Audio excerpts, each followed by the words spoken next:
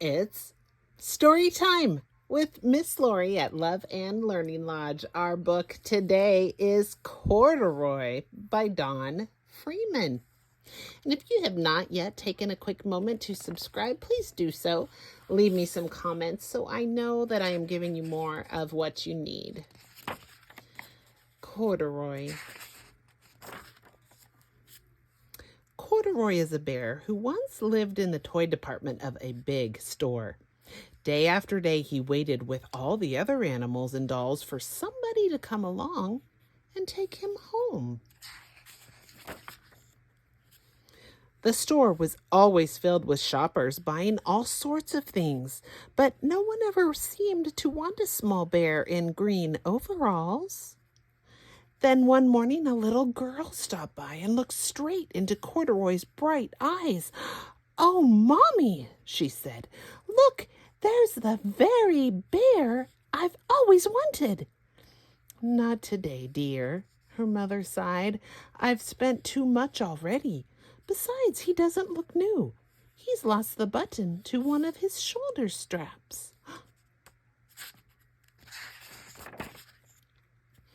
Corduroy watched them sadly as they walked away. "I didn't know I'd lost a button," he said to himself. "Tonight I'll go and see if I can find it."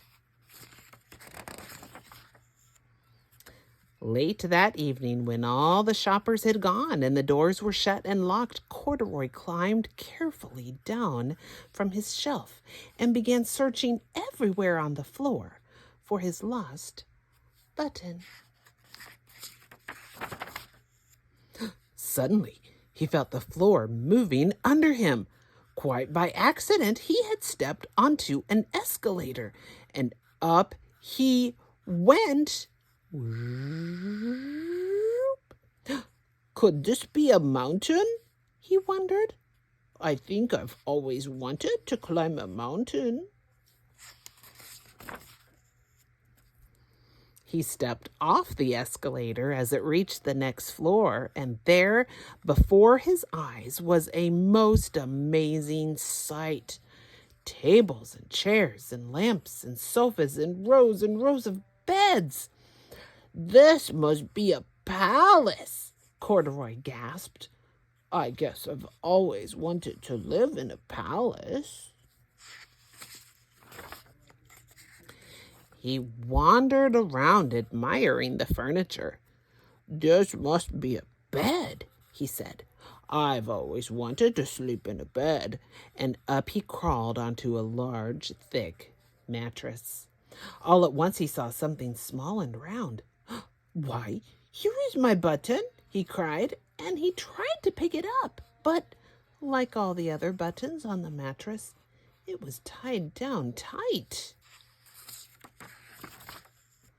He yanked and pulled with both paws until, pop, off came the button. And off the mattress, Corduroy toppled, bang, into a tall floor lamp. Over it fell with a crash.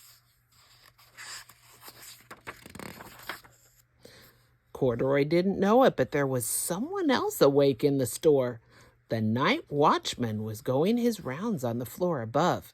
When he heard the crash, he came dashing down the escalator. "Now, who in the world did that?" he exclaimed. "Somebody must be hiding around here." He flashed his light under and over sofas and beds until he came to the biggest bed of all.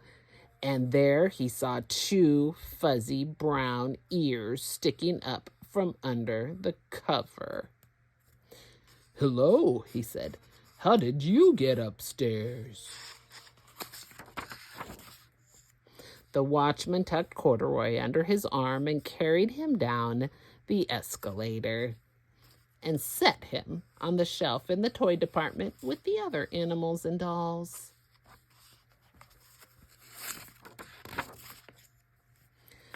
Corduroy was just waking up when the first customers came into the store in the morning, and there, looking at him with a wide, warm smile, was the same little girl he'd seen only the day before.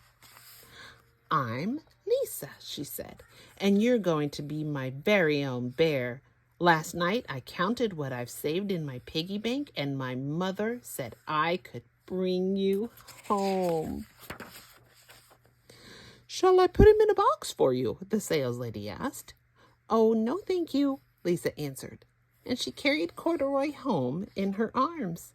She ran all the way up 4 flights of stairs into her family's apartment and straight to her own room. Corduroy blinked. There was a chair and a chest of drawers, and alongside a girl-sized bed stood a little bed just the right size for him.